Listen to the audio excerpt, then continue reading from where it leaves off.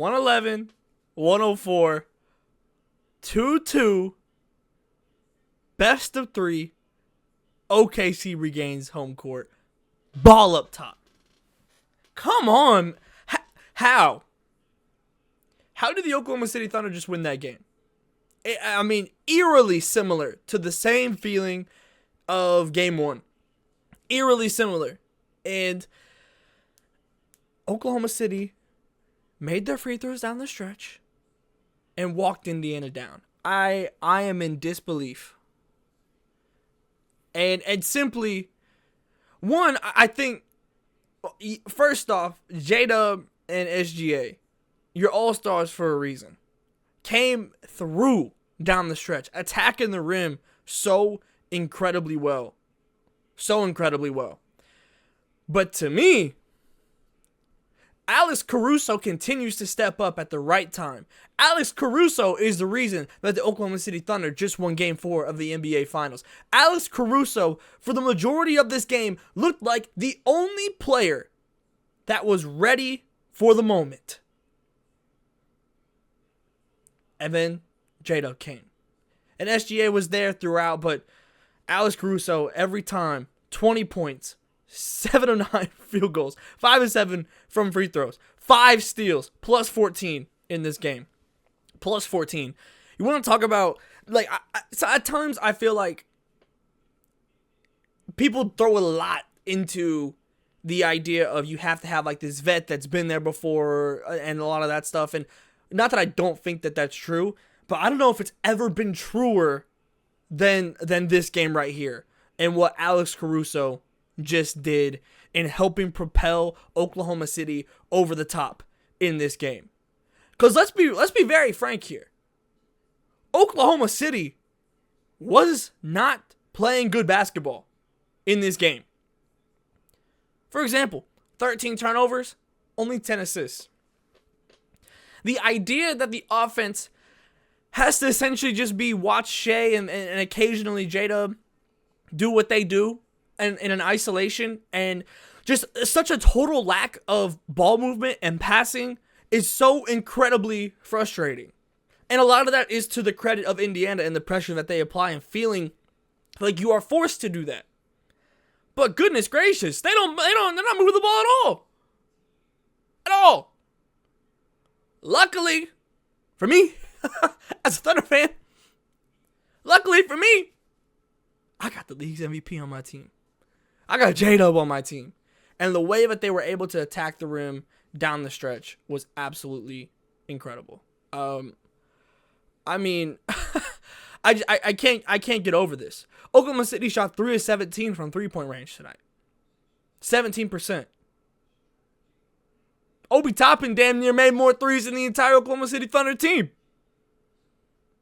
They shoot 30%. Not incredible by any means. It felt like they couldn't miss in certain stretches of this game, though, where there was a couple moments where it's like, okay, OKC battles back. Okay, lead back to 6. OKC battles back. Okay, lead up to 8, up to 9. Yet this last push that OKC made, Indiana simply could not find a response. I mean, it's been frustrating watching this Oklahoma City Thunder bench get outplayed by a player on, I mean, like if you look at these games, right? The games Oklahoma City wins, they have a player on the bench that has outperformed another player on the bench for Indiana. Obi Toppin was phenomenal tonight, but I still feel like I'd give Alex Caruso the edge over what he was able to do. You look back to game 2, you had Alex Caruso and Aaron Wiggins in that game, right? Like, it is truly, in a lot of ways, coming down to the depth in this series that are the players that are kind of coming out of nowhere, but are making all the difference in this series. Tonight, it was Alex Caruso. Obi Toppin was right there, and I'd be saying the exact same thing about him if they were able to come out on top, but ultimately, Alex Caruso was just making so many game-winning plays in this. Looking at Indiana a little bit, it felt like in comparison,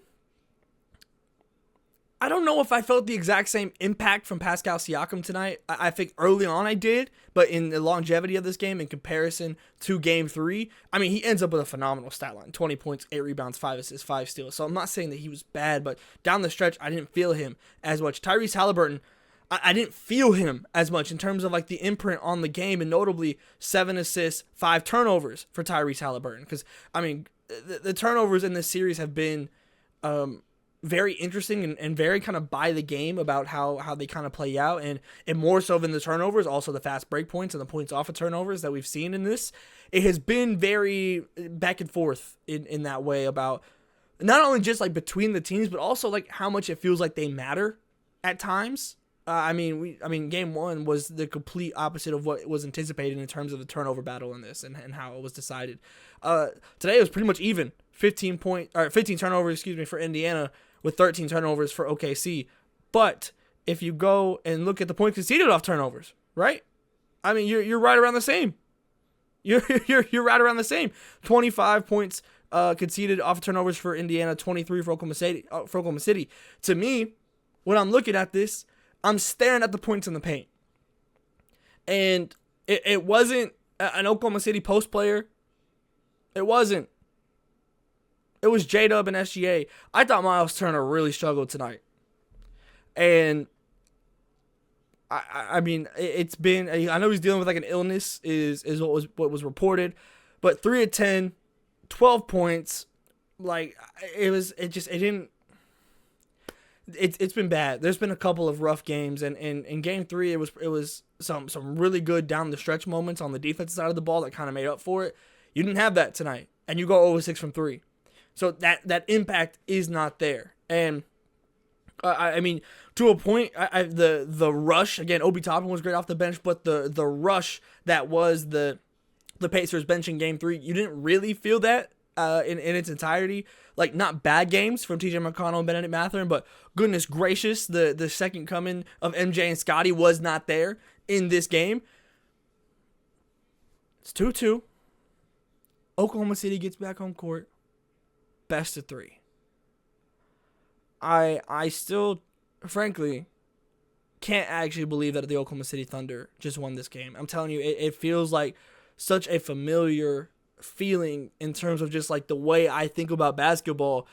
It feels so familiar to what I felt in game 1, where I'm like, this isn't happening. Like, okay, the other team is going, like the team that had the lead this entire game, they're going to close this out. Like, it feels inevitable. And then it just never happened. And then the other team comes and takes it at the very last second. Like, Oklahoma City did not lead for very long in this game, y'all. And they still have yet to play, in my eyes, a genuine, outside of maybe game 2, a genuine Thunder dominant win that we got accustomed to in the regular season.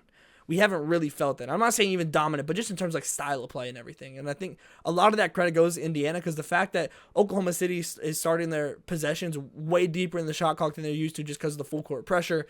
The idea that you're just kind of waiting around to give Shade the ball. Again, nothing. I'm not leaving this in a way where I'm like feeling good that about the way that Oklahoma City just won this game. Because the majority of this game, I thought that they were playing bad basketball. But sometimes your star players win you games. And that is what happened in Oklahoma City, or for Oklahoma City. And Chet Holmgren, I thought, was also really solid. Some of the offensive stuff frustrates me. And ends up with 15 rebounds. And nothing has frustrated me more in this series than the style of rebounds in some of the ways where Indiana just gets a player that just flies in and they go through 3 Thunder players, and like that, the one with where Lou Dort gets a loose ball foul, right? Like, I thought that was raps. Oklahoma City wins the rebound battle tonight, notably goes back to the double big. I thought it was solid in the way that it was. It didn't ask too much of Kaysen as well, and frankly, if I was making the change from the starting lineup, it might have just been putting Caruso in and just running with them, but ultimately I think it set a pretty decent tone and allowed early on for Shea to have a really good screener in Isaiah Hartenstein to allow him to kind of get operating, to just get the body off of him from the defensive player just a little bit early on in this game. And we saw a couple times where they deferred away from Shea early on in the game a little bit earlier than normal. That normally doesn't happen until the second quarter when Shea goes out and sits in the normal rotation for Oklahoma City, but switch it up a little bit. And I thought it was interesting to kind of see them save what they needed from Shea until the end of the game instead of the beginning of the game. If you are going to operate with this stamina bar, it worked out tonight to have it at the end of the game. And that'll be something I'm really interested in watching going forward. But somehow, some way, the Oklahoma City Thunder just won Game 4. And the NBA Finals are tied up 2-2. Best of 3. OKC has home court. I can't wait to see what happens next. Let me know what you think about this game. What are you expecting now from Game 5 in its return to OKC? I'll be here to talk about it. Make sure you like, subscribe, share. I'm all over the place. I still can't believe Oklahoma City won. Stay tapped in. I'll see you next time.